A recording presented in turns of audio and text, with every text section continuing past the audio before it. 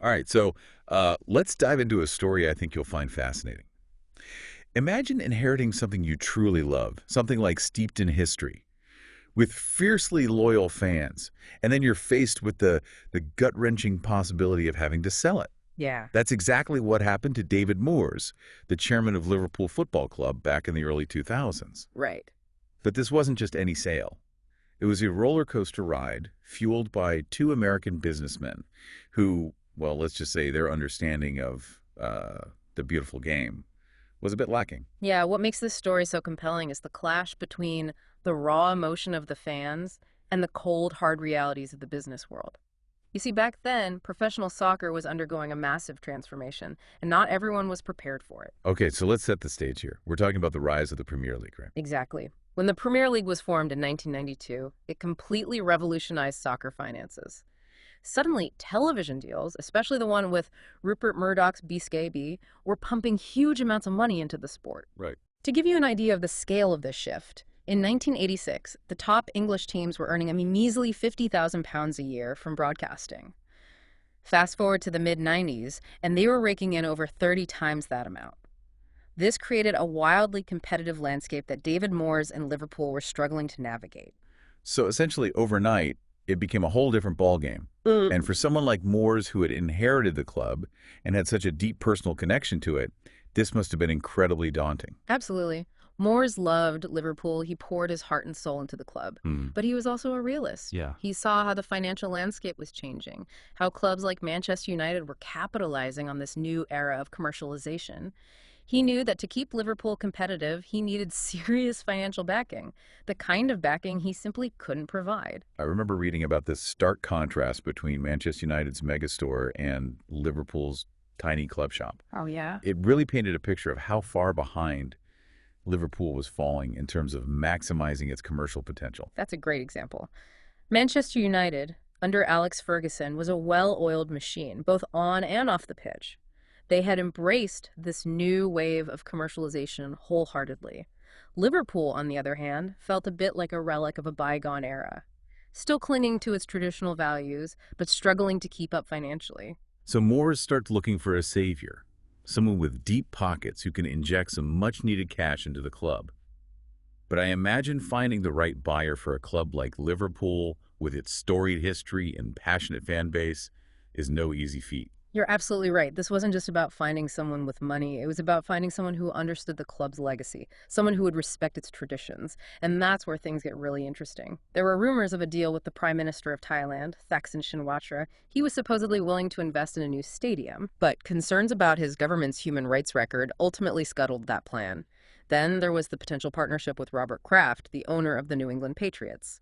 That one seemed promising, given Kraft's success in American sports, but it ultimately fell through due to logistical challenges.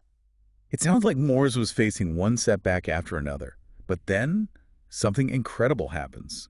Liverpool pulls off one of the most dramatic victories in Champions League history, the miracle of Istanbul, coming back from 3-0 down against AC Milan to win in a penalty shootout. Wow. It's the stuff of legends. Did that change the game for Liverpool? Did it attract new investors? Well, absolutely. That victory put Liverpool back on the map, showcasing the club's resilience and its global appeal.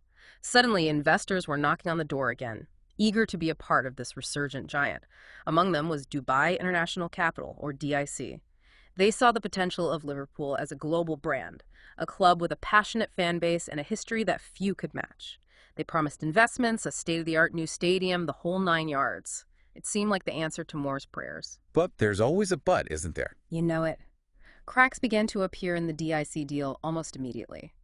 There were constant delays, bureaucratic hurdles, and a growing sense that something wasn't quite right. Then came the bombshell. A leaked document revealed that DIC planned to buy Liverpool using borrowed money and then flip it for a massive profit within a few years. Essentially, they saw Liverpool as a quick investment opportunity, not a club to be nurtured and cherished. Wow, that's cold. So much for understanding the club's legacy, right? Uh-huh. But wait, this is where those two American businessmen, George Gillette and Tom Hicks, enter the picture, right? Precisely, and their arrival marks a turning point for Liverpool. a moment that will have profound consequences for the club and its fans. But whether those consequences would be for better or worse remain to be seen. So we left off with this Dubai deal falling apart and these two American businessmen, George Gillette and Tom Hicks, waiting in the wings. It's almost Shakespearean, this clash between the club's legacy and the allure of a quick profit. It really is. And for David Moores, this must have been an incredibly difficult time. Here he was, trying to do what he thought was best for Liverpool, the club he loved, but facing one roadblock after another. And now he's got these American businessmen swooping in, promising the world. What was it about Gillette and Hicks that convinced Moores to go with them? Especially after the whole debacle with Dubai International Capital. Well, remember, DIC had left a bad taste in everyone's mouth. Their whole plan to buy Liverpool with borrowed money and then flip it for a profit had really soured the deal. Gillette and Hicks, on the other hand, presented themselves as something different. They talked about being fans themselves, about understanding the importance of Liverpool's legacy. Okay.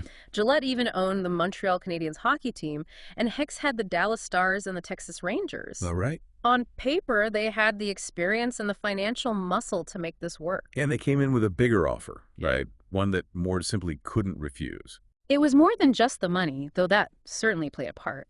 Gillette and Hicks were masters of the PR game. They understood that they needed to win over the fans, to reassure them that Liverpool was in good hands. I remember watching their first press conference after the takeover. They showed up in matching gray suits and red ties, talking about investment, a new stadium, bringing back the glory days. It was a carefully crafted performance designed to create a sense of hope and optimism. It must have felt like a breath of fresh air for Liverpool fans who had been on this emotional roller coaster for months. But you're hinting that things weren't quite as they seemed. Let's just say there were some red flags from the very beginning. There's this almost comical story about Tom Hicks frantically reading a Wikipedia printout on Liverpool's history right before that press conference. Wait, seriously?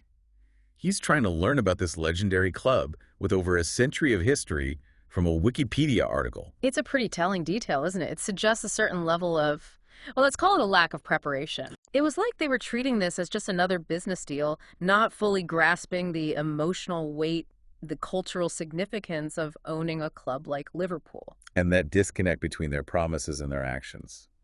That's where the real trouble begins, right? Exactly. Remember those grand promises about a new stadium? Yeah. Gillette and Hicks pledged to start construction within 60 days of taking over.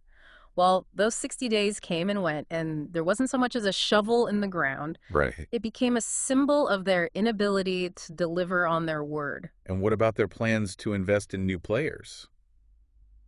Surely they must have splashed some cash on big-name signings.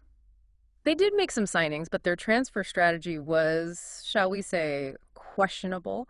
They seemed more focused on flashy names that would generate headlines than on building a cohesive team that could actually compete for trophies. So it's starting to sound like they were more interested in the business side of things, trying to squeeze every penny out of the club rather than understanding what made Liverpool special in the first place. That's a crucial point. They seem to view fans as consumers to be exploited, not as passionate supporters who were deeply invested in the club's success. And they underestimated the power of that emotional connection, that sense of ownership that Liverpool fans felt towards their club. Okay, so we've got broken promises, questionable transfer dealings, and a growing sense that Gillette and Hicks don't really understand what Liverpool's all about. How does this start to play out? How do the fans react? So we've got this simmering discontent among the fans. They're starting to see that Gillette and Hicks in ownership isn't the fairy tale they were sold.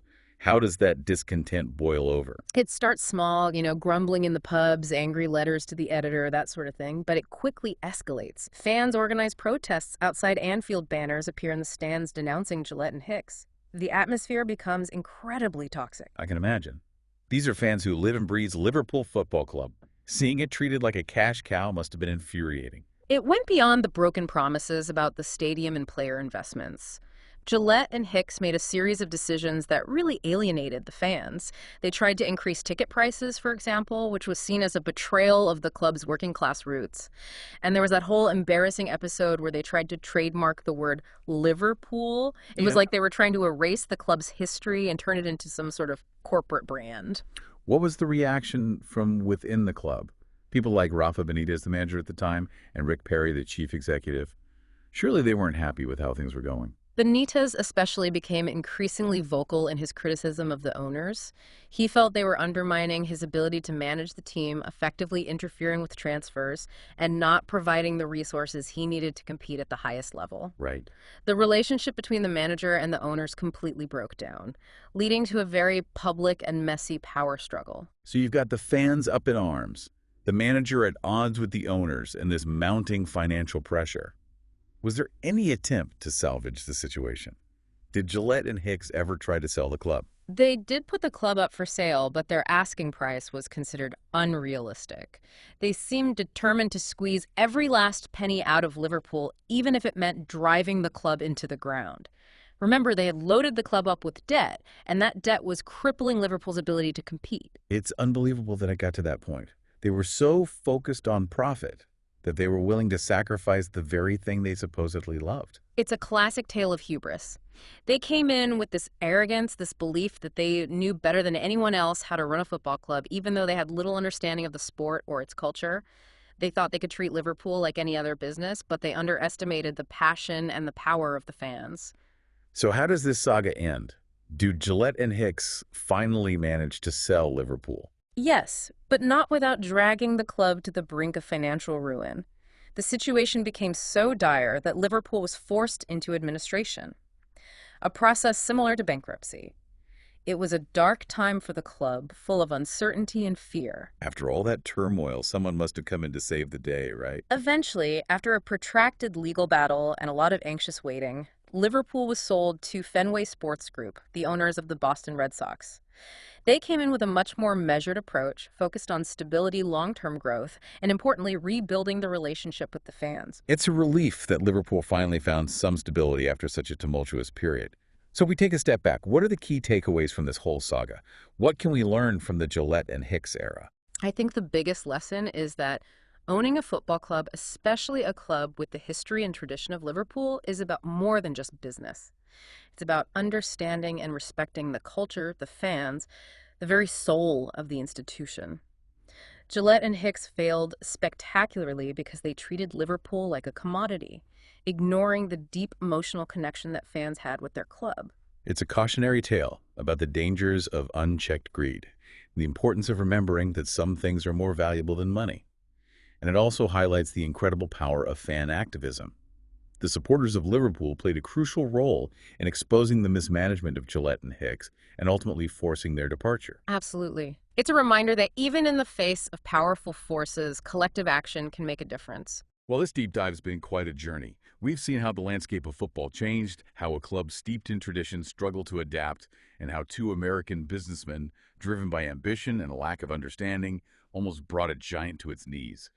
But in the end, it's a story of resilience, of the enduring power of fan passion, and the importance of remembering that some things are simply bigger than any one individual or any business deal. Thanks for joining us on this deep dive, and remember to subscribe for more stories like this one.